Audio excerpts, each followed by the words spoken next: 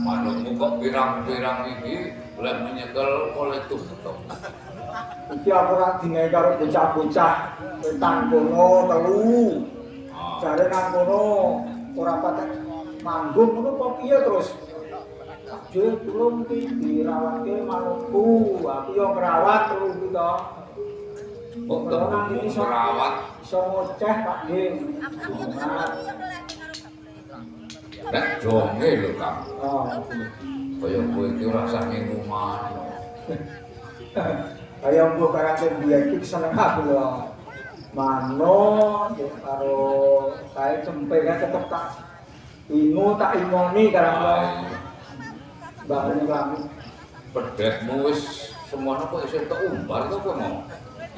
Pedhet. Oh, anu mergo selarake mburi copot. Tuh, aku kudu omongi yo karo Kang Kartolo kono mau aku kudu omongi. Engko nek upama yo nedak. Nggone tangga-tangga apa ora gawe ambek yo di katak-katak putih ngono lho, Kang. Ya nek metune iki aku ngerti ngono, mestine terus tak cekel, terus tak ata-atake meneh terus yo meneh ora ngerti to. Mongko lanang pedhetmu kae yo. Heeh. Gembelo dasane jebul. Telung sasi sen. Pirang sasi? Telung sasi. Oh. 38 wis ngono wae. Yo. Ya minggu paing. Minggu paing wis 38 minggu paing. Ning ini kok ora. Tok ibu yo ora apa-apa wong ro tunggal dhewe. Lek menggone-ngon iki nggon buku wis ana. Iki dasare aku iki ora pati cok tegren ngingu-ngingu kongmu. Jane nggonmu kae weso lho. Nggon nggo nandur pangan pakane sapi iki ana lho jane. Kae iki wis dadi duit kae iki. Wah, kok yo ora nyeneh-nyeneh lho. Ayo kepiye to sing jenenge ngene butuh. Butuh wong omah-omah mengko gerak yo ngerti. Uripku seprono seprene ya wis ngene iki. ayo diterima karang kabeh wis pesti karo wis panduwe ingsun kuwasa iki pancen semono. Lah iya mula kuwi aku wis ora mikir-mikir nek sing jenenge muni butuh ngono terus apa duwekku. Iya. Ora sing sisih kebon siring kidul kae sing tok tandhi mbako barang. Mbako wingi do pangan pusat. Karepku iki nek isih tok tandhi mbako mbok monggo saiki kowe iki sang mbako aku krene kesuwe ora rasan mbako saka gunung Pegat. Aku mau ki nggawa mbako ning mergo udan tegesa. Rekane wis tak gembol ning karang ora nggawa kudung. Dadi njuk udanan terus tak guwang nang serso kono. Kaya mau bawa rene aku yo udanan yo mbah aku iki kowe ngerti to aku apa trimo pangan itu. Ora tau tutu gemitu. Saiki kok kahanan ki ngelok-eloki tenan yo Kak. Iya. Anu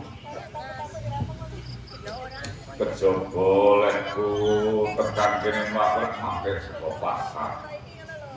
Dekane ngono ya golek gaman ning bakule malah muni gek ketingkep bojone meteng ngono mau. Kowe iki sing doke gegangan kok ya ngaso rasa nyambut gawe sing abot-abot. Weh.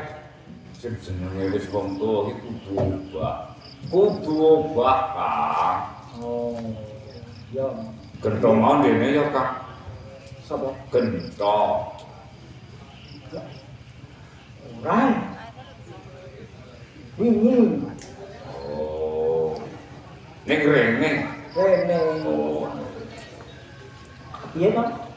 Ora mau kok raine iki babak bunyak iki apa dijedir-jedirke waton apa didugang kanca kancane aku iki wis wawuh nek karo watake Gento iki.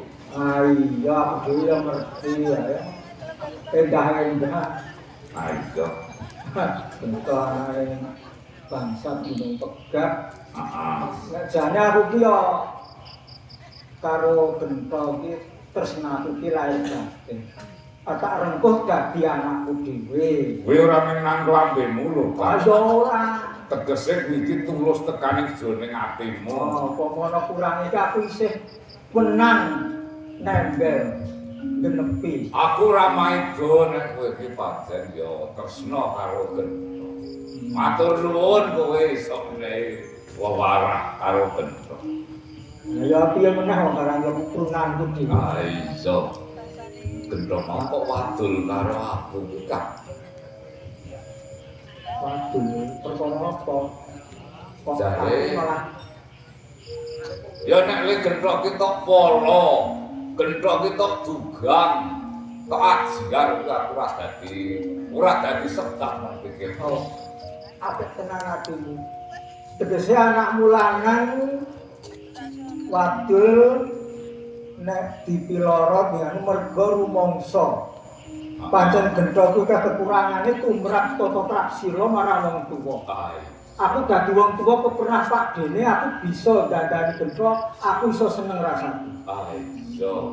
Aja kuwi pancen wis atimu apik, tegese kowe iso ngandhaki kaya ngono. Ning Gento ki sakjroning iki titah menungsa lumrah. Nek dedadan iki kok ya nganggo sing ora jur kaya dandani selarak dituthak-tuthuk. Apa kowe saiki wis pikun ngono apa? Bedake ndase Gento karo pawon iki ora ana bedane ngono apa? Saiki ngene. Tumrape tukang gawe kurus karo gawe tataan wis padatan rada didadakake. Ayo. Nek dilebok wis slep gampang mlebu tegese iki kocak ora bakal kenceng. Apa wae ora bakal kenceng, ora kenceng kuwi temahe ora kenceng.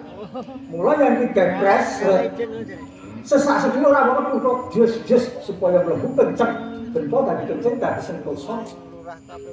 Ayo nek kon kuwi aku iso nampa. Ning tembungmu Le mbok bodongke bapakne kuwi lho. Mosok aku kok bodong. Yo sing bodong ki nggo napa, Kang? Apa iki bodong apa ora? Bodong ora. Yo nek le bodong ki bodong ning ora cunget-cungete karo wong liya. Ning kowe iki ngakoni bodong apa ora? Ayo bodong. Bodong yo wis diakoni wae rasa werna-werna. Aku muni bodong iki ngono bodong nek muni aku kok muni bodong kowe ora berarti ayo Pak. Berartine sapa? Berartine sapa? Kok kandamu saiki wis bagus sih. Ha memang Ya kaya ngerti-ngerti tembung ngono. Justru jar melu-melu aku. Kang Sura, aku Ramaido nek iki tresna karo aku, karo sedulurku. Ning tembungmu cocok ati lahir. Tekan arep ngejak. Kucek.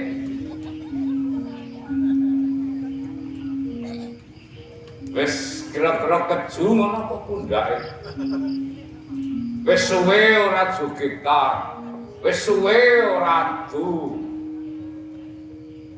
Sak aku tak ngerti. Sak tenane kowe iki duwe karep apa? Kok dadi tembungmu saya ngaya wara ora temoto. Aku ora trimo. Ora trimo nek Kang Sura mbebodong Sura bangsa. Pancen aku ki bodong. Aku ki wong ora urus ning kuwi biyen.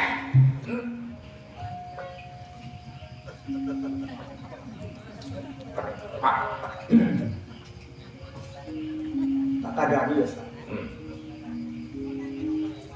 Aku ki jejere wong tuwa, pernah tuwa kepara tok tuwake minangka dadi wong tuwa. Apa ya bisa kelakon aku nukul ke tembung-tembung sing kurang prayoga marangku.